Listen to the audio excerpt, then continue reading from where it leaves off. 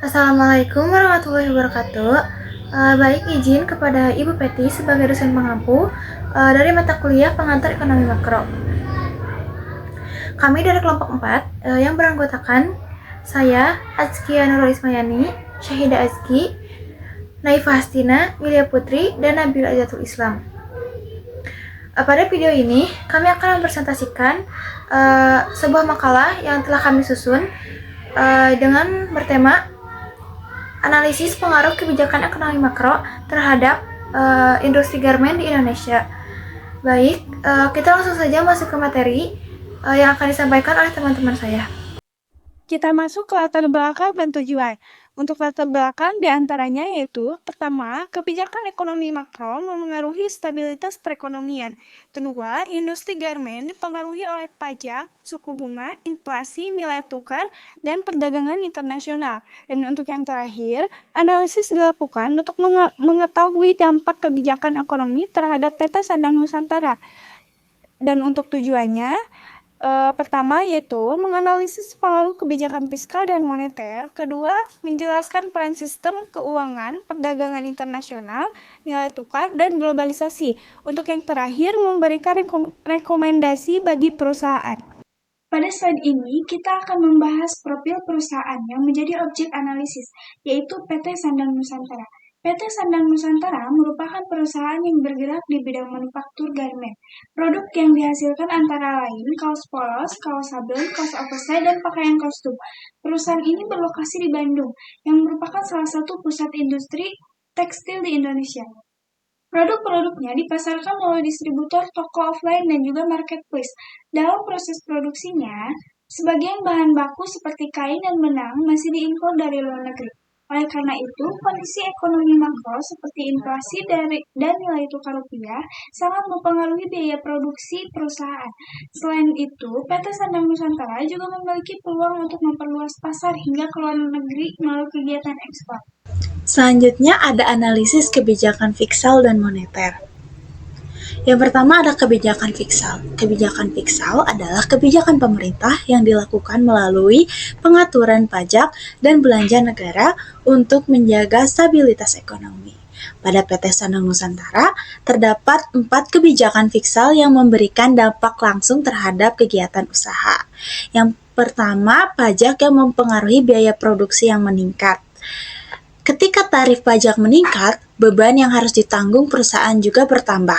Akibatnya, biaya produksi meningkat dan keuntungan perusahaan dapat berkurang. Untuk menjaga laba, perusahaan biasanya akan meningkatkan harga jual produk atau melakukan efisiensi biaya. Yang kedua, subsidi yang mempengaruhi biaya produksi yang menurun. Subsidi dari pemerintah biasanya pada sektor energi atau industri dapat membantu menekankan biaya produksi. Dengan biaya yang lebih rendah, perusahaan dapat mempertahankan harga jual yang kompetitif sekaligus meningkatkan keuntungan. Yang ketiga, belanja pemerintah yang mempengaruhi permintaan produk yang meningkat. Peningkatan belanja pemerintah mampu mendorong pertumbuhan ekonomi dan meningkatkan pendapatan masyarakat. Selain itu, pengadaan seragam sekolah atau pakaian dinas juga dapat menjadi peluang bagi PT Sandang Nusantara untuk memperoleh pesanan dalam jumlah yang besar. Yang selanjutnya ada kebijakan moneter. Selain kebijakan fiskal, kegiatan PT Sandang Nusantara juga dipengaruhi oleh kebijakan moneternya yang ditetapkan oleh Bank Indonesia melalui pengaturan suku bunga, inflasi, juga jumlah uang yang beredar, juga kredit. Nah, yang pertama ada suku bunga yang naik yang mempengaruhi kredit yang lebih mahal. Ketika suku bunga naik, biaya peminjaman dari bank juga meningkat. Akibatnya perusahaan cenderung menunda pengajuan kredit untuk investasi atau pembelian mesin karena biayanya yang harus dibayar menjadi lebih besar. Yang kedua ada inflasi naik yang mempengaruhi harga bahan baku yang meningkat. Inflasi menyebabkan harga bahan baku seperti kain, benang, dan tinta sablon mengalami kenaikan. Hal ini meningkatkan biaya produksi sehingga perusahaan perlu menyesuaikan harga jual untuk menjaga keuntungannya. Yang ketiga ada uang beredar mempengaruhi daya beli masyarakat. Jumlah uang yang beredar di masyarakat memengaruhi tingkat konsumsi. Jika jumlah uang beredar meningkat secara terkendali, daya beli masyarakat juga meningkat sehingga permintaan terhadap produk kaos juga dapat bertambah. Namun, jika terlalu banyak, kondisi ini berpotensi memicu inflasi. Yang selanjutnya ada kredit membantu modal usaha. Kredit perbankan menjadi sumber biaya bagi PT Sandang Nusantara untuk membeli bahan baku, membayar operasional, memperbaharui mesin produk mereka, dan memperluas kapasitas usaha. Dengan akses kredit yang baik, perusahaan dapat meningkatkan produktivitas dan daya saing.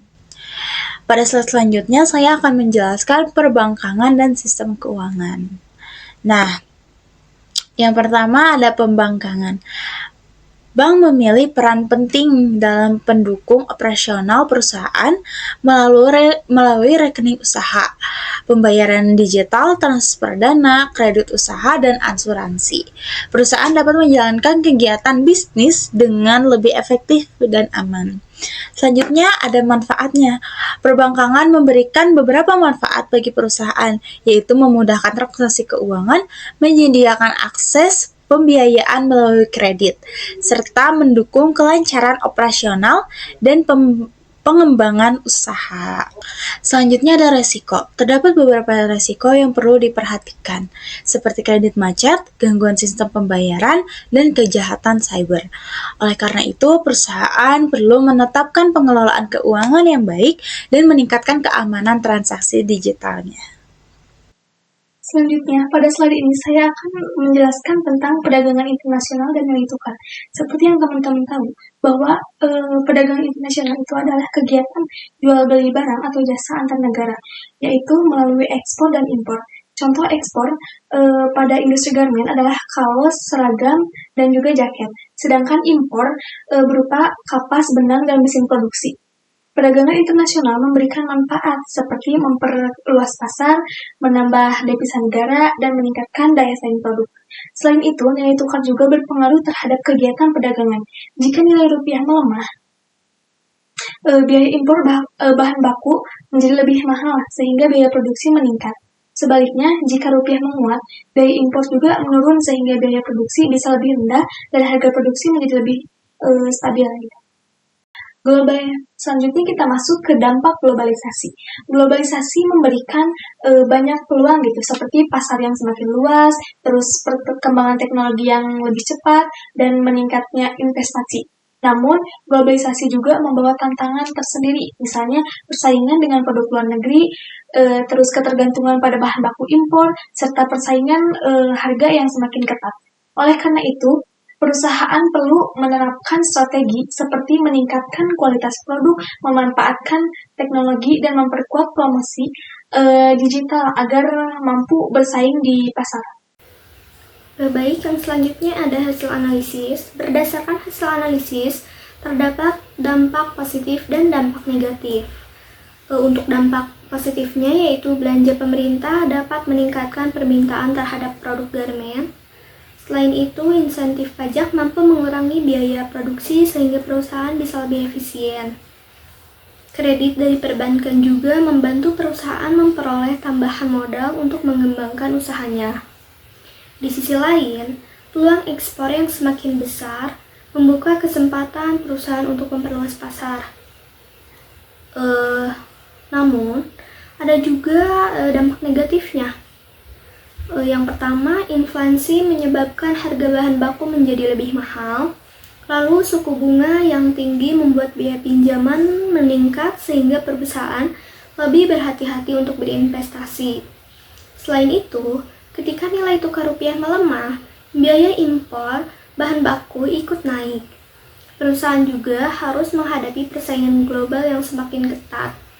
Jadi, PT Sandang Nusantara perlu memanfaatkan peluang yang ada sekaligus mengantisipasi sebagai tantangan tersebut. Lalu untuk materi terakhir ada kesimpulan dan rekomendasi. Sebagai kesimpulan, kebijakan fiskal dan moneter memiliki pengaruh yang besar terhadap biaya produksi, investasi, dan penjualan di industri garmen.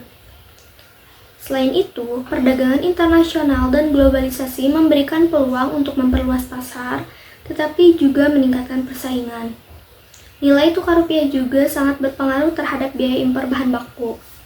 Oleh karena itu, kelompok kami memberikan beberapa rekomendasi. Yang pertama, rekomendasi untuk pemerintah sebaiknya terus memberikan insentif pajak dan menjaga stabilitas ekonomi. Lalu, untuk Bank Indonesia, diharapkan mampu menjaga inflasi dan nilai tukar agar tetap stabil. Yang terakhir, untuk PT Sandang Nusantara perlu meningkatkan kualitas produk, melakukan efisiensi biaya, dan memperkuat pemasaran digital agar mampu bersaing di pasar. Mungkin itu saja hasil presentasi yang dapat kami sampaikan. Kurang lebihnya mohon maaf. Wassalamualaikum warahmatullahi wabarakatuh.